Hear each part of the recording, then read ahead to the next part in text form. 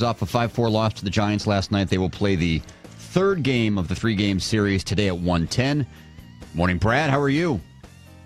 I'm doing all right. How you guys doing? We are good. Thanks for joining us. I was thinking about this watching the game last night with you guys going against the Giants. Bruce Bochy is the Giants manager. He was a catcher for the Padres, a longtime Padre manager.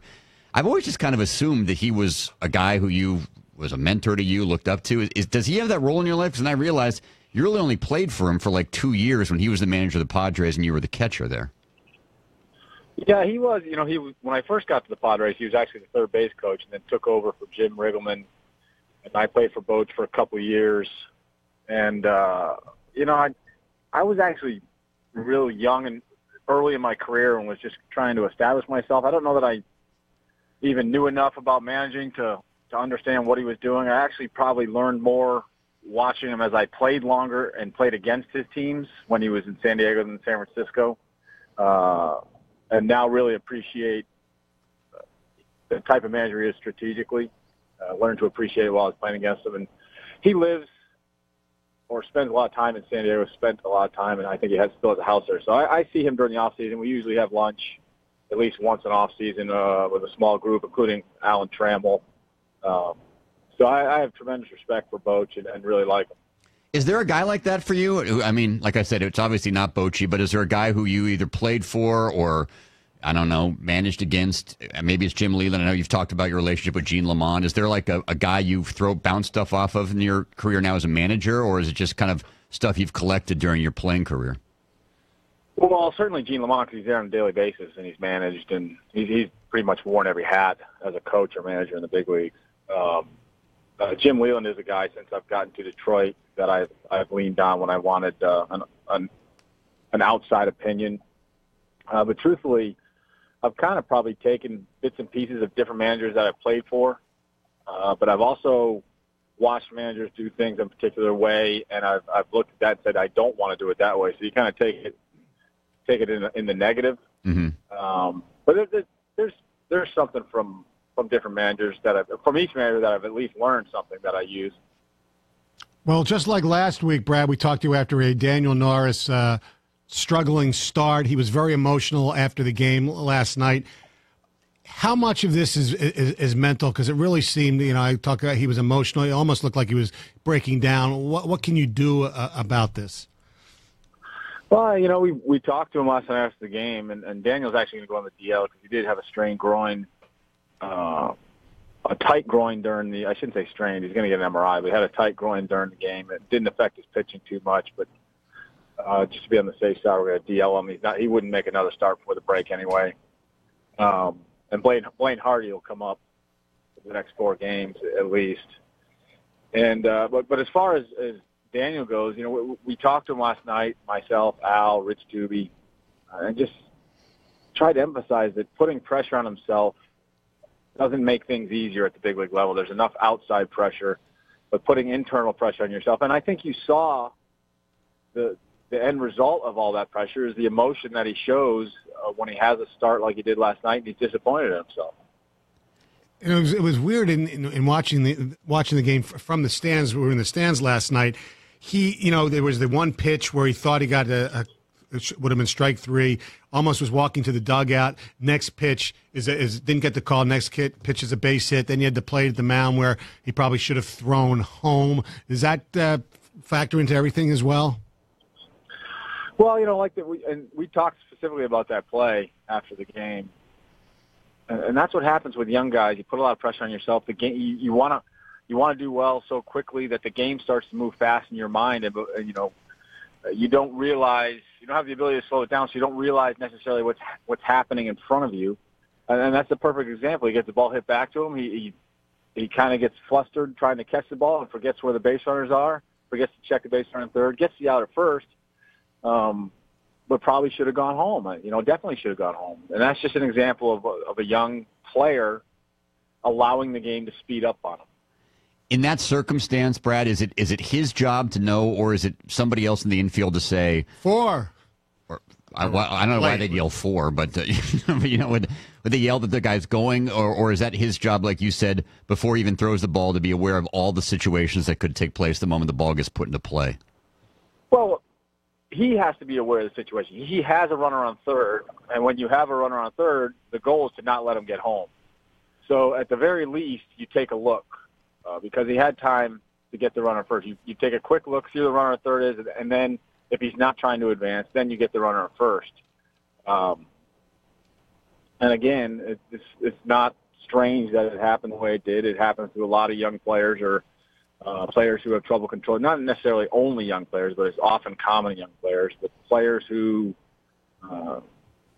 have trouble controlling their emotion on the mound, the game just it begins to move quickly. And, that really is a perfect example of when people in baseball say, don't let the game speed up. That's a perfect example of allowing the game to speed up. Well, you mentioned the word speed up. We were in the stands last night, like I mentioned, and that seventh inning, Bochy, 3 batters, 3 pitching changes, a few trips to the mound by the pitching coach, and it seemed like it took like 35, 40 minutes.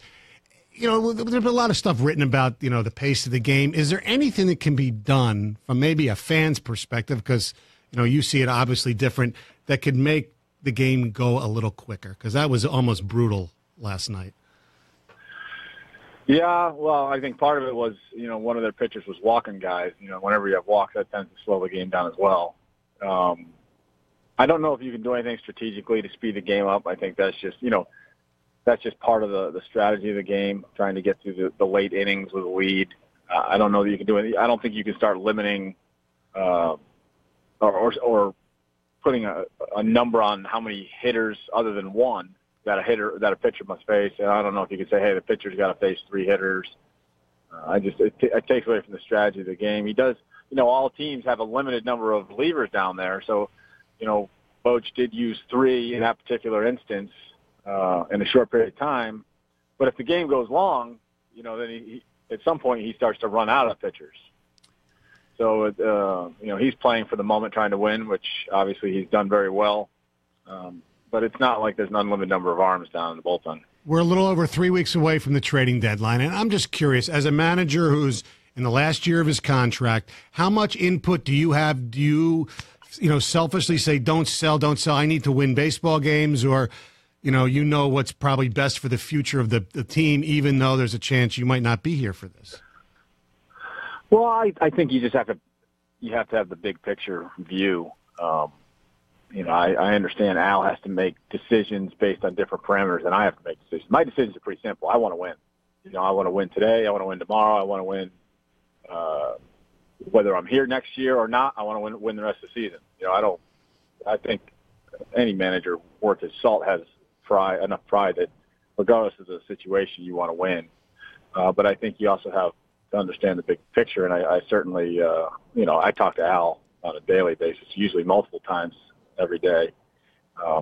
And we have a great relationship and we communicate very well together. So I do have to at least be somewhat intelligent about it. If Al has a job to do, he has to do it to the best of his ability, and that may not always jive with what I want. The most extreme example, obviously, for us, and probably for you as manager, is when you literally had to take Austin Jackson out of a game mid-inning because of a trade that had transpired, bringing David Price here. Do you? Well, but that's a good. That was Jax is a great guy and a good major league player. But I was pretty excited about getting David Price. Oh no! I understand that. That's not my point. My point is, I guess, and I know you can't totally answer this question. Do you ever have to make decisions in game or even before a game when you're putting out a lineup based on what trade might happen, or spotlighting a guy, or keeping a guy healthy, or what scouts might be in the stands, or are you literally taking the guys who are on your roster and trying to win that particular day between now and July 31st? Of all the things you just mentioned, the only scenario where I wouldn't play a guy or might have to take a guy out of a game was if a trade was imminent. That'd be the only time. Mm-hmm. I don't concern myself. I couldn't even tell you what scouts are in the stands. It's just about winning. But if the general manager says, "Hey, player X is probably going to be traded today. We don't want him getting hurt. We're real close," that might be a situation where somebody doesn't play. Now, that doesn't happen very often. And, of course, the Austin Jackson situation, obviously I took him out because the deadline, I think, was – I can't remember if it was 3 o'clock or 4. I think it was 3 o'clock. Well, I mean, there's the 4 o'clock. famous video of Dombrowski basically leaning into the dugout and saying, "Get him off the field." And so it actually was a great moment for him because he got the nice ovation from the Tiger fans who knew exactly what was happening. Yeah, it did work out well. I agree. I was a little, at the time had a little trepidation about it, but it did work out well. The fans understood exactly what was going on, and they did. They gave a nice round of applause. So, I've been on both ends. 2 years ago, we were trading guys away, and we were actually in the same position as the Blue Jays, and we were trading David Price to the Blue Jays. Yeah, and getting some pitchers back, and we ended up selling off and losing more games. Blue Jays had about the same exact record. They end up getting David Price. They start winning, and they go to the playoffs. And that was a situation where David come to me.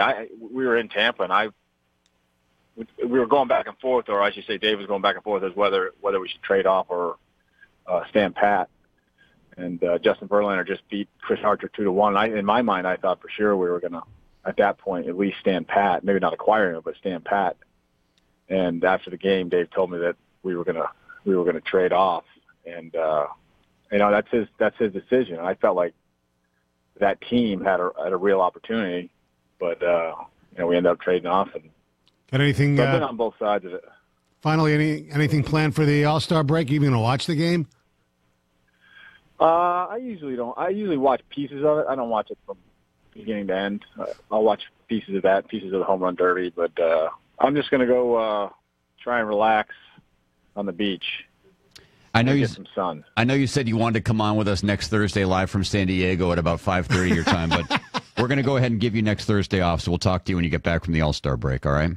And I would have done that if I was going to San Diego, but because I'm not, I can't. Oh, okay. Well, that makes sense. Gotcha. Thanks, all right. Brad. Thanks, Brad. Have a good break. Guys. All right, thanks a lot. Brad Ausmus, Tiger manager, joining us here, courtesy of the 3 Dimensional Services Group.